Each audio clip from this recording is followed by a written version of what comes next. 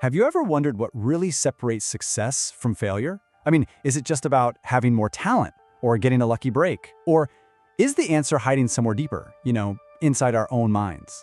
Well, let's find out. Just think about it for a second. The answer feels kind of obvious, doesn't it? It's a word we all know.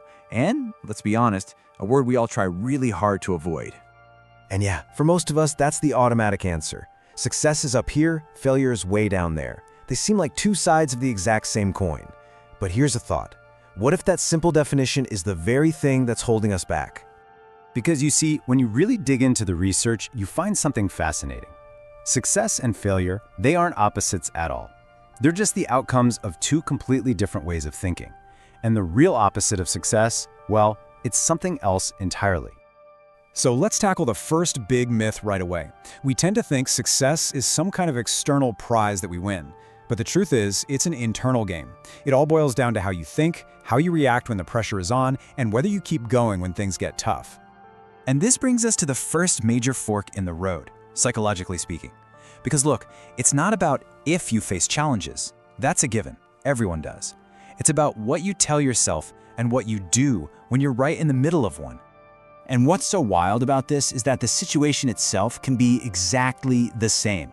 You can have two people staring at the very same obstacle, but one person's mind sees a brick wall, a total dead end. The other's sees a puzzle, a little detour. The meaning they assign to that difficulty, well, it changes absolutely everything. And this is the trap of that failure-focused mind. It takes one single event, a project that didn't work out, a rejection, and it makes it personal. The thought isn't just, that attempt failed. It morphs into, I am a failure. Psychologists call this identity-level damage, and it's an absolute motivation killer. This is exactly why getting good at this skill is so incredibly crucial. People who find success learn how to separate what they do from who they are. They see a failure as an event that happened, not as a label that defines them.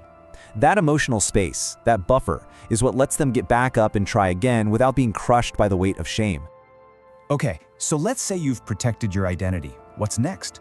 Well, you need an engine to actually drive you forward. And this next set of mental frameworks is what determines whether you actually make progress or if you just spin your wheels and grind to a halt. Our brains are basically wired to want immediate relief. We want to escape discomfort, and we want to escape it now. The failure-oriented mind just gives into that impulse every time. But the success-oriented mind, it's playing the long game. It understands and accepts that real growth often means putting up with some short-term frustration for a much, much bigger payoff down the road. And this right here just perfectly shows the power of having a learning mindset.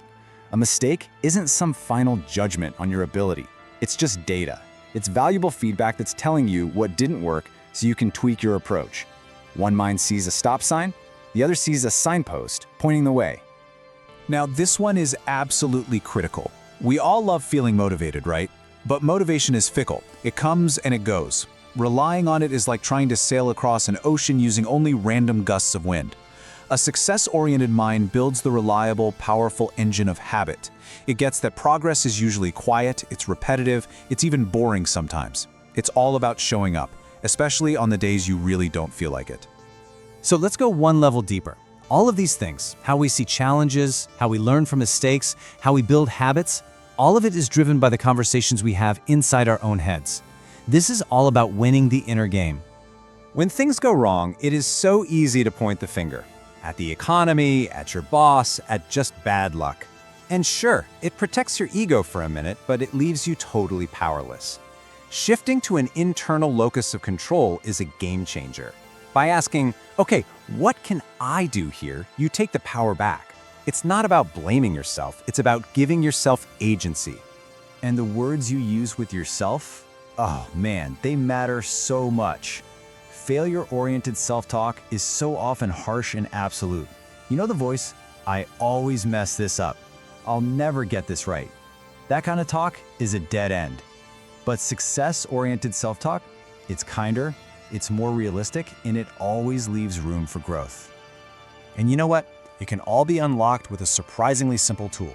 This one tiny, 3-letter word might just be the most powerful mental reframing tool you have in your entire arsenal. Just think about the difference for a second. I can't do it is a full stop. It's a closed door. But I can't do it yet, that's a statement of progress. It transforms a moment of failure into just another point on a journey. It implies that success isn't just possible, but that it's pretty much inevitable if you just keep going. So, what all this leads to is a complete redefinition of the entire game.